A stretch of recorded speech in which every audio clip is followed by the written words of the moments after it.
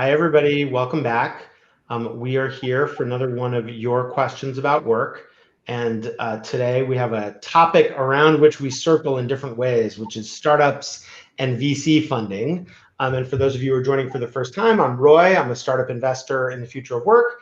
And I'm here with Hoda, who is the CEO and founder of Substantiate. She'll explain to us what that is. And I think we actually met through the Bloomberg Beta open office hours at first, right? Yes, Yeah. two years ago.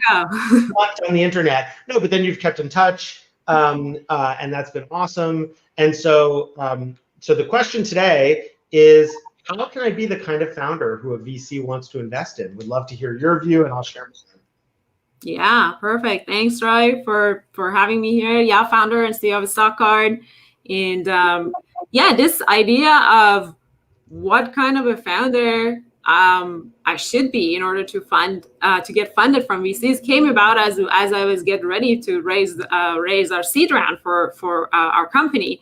And as a first-time founder and very product-focused founder, I've always thought it's the product that we're building, it's the quality of what we're creating, and some of our early on metrics that really matter. And over the course of a couple of months that I spoke with you, I spoke with a bunch of other advisors who kind of know this industry very well and how startups raise. My point of view is quite changing, hence this conversation today. So I really think when you pitch, and it takes a long time to recognize that in early stages, what you're pitching is you, not really the product and company you're building. So how are the specific ways that you bring that? What are the specific ways that you find yourself bringing that to life? It's all starting about almost like the angle and lens you're taking. Everybody tells you, tell your story, showcase yourself at the beginning, but until you recognize that what you're selling isn't your product really, it's what you're building, you always sort of brush off that story very fast, right? So you're pitching, you don't take enough time to talk about who you are, your inspirations, why you're doing it, what you've done, or even when you're preparing, you don't spend enough time in figuring out what are the real key points in your own story that you want to hit the mark. You just say, oh, I'm doing this. This is my grad. This is where I studied, and this is where I worked, and then now on to the thing that is the product. In reality, you kind of have to hit the marks in those very first moments that you're talking about you yourself. And that's really the very first. If you don't do that first step, the whole wall kind of goes the other way, the whole wall goes kneeling this way or the other way. So I think the very first to your question, the very first way that I want to prepare for it is understanding and recognizing and telling that story about myself, and hit the marks about myself early on before even talking about the product and what we're trying. What are some of the things that you use to substantiate yourself in that context? Oh, I'm still learning, obviously, and I'm still testing the story, but I've done a lot of talking about how I actually, our platform at Stockcard is all about investing, right? So it's all about empowering investors and investor content creators to be able to create a sustainable business and basically be able to grow their business. So I had to recognize that I need to build the connection between why I care about investors, where deep in my brain and in my heart there's a deep connection between what I'm building and what I'm selling, right? What I'm explaining. So it's a lot. I sometimes talk about the story that I learned to invest from my dad and how it was it. But that's one way I've tested. Sometimes I talk about my actual practical examples of I'm a creator myself.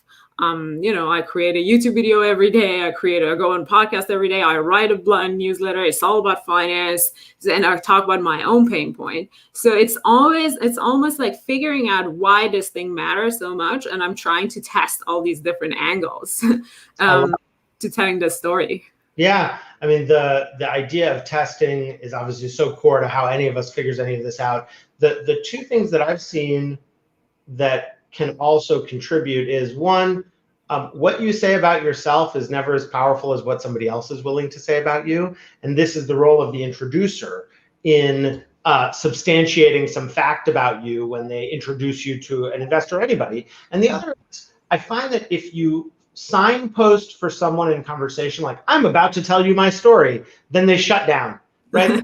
Yeah, I don't want to hear your story. Like, it's like, I'm fine, I'll pretend to listen. But if what you do instead is you recognize the core fact that you've described, Hoda, and you weave it in to talking about the business and the product, instead of separating it out and drawing attention to it, then all of a sudden you can sort of smuggle in these extraordinary facts about yourself. Because really, an investor wants a reason to believe, among other things, that you have a chance to build one of the most extraordinary businesses ever.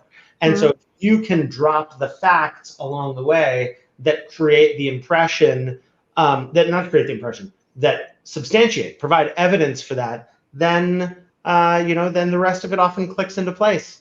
Yeah, actually, so I remember one of the recent pitches I made that was a really good, successful pitch.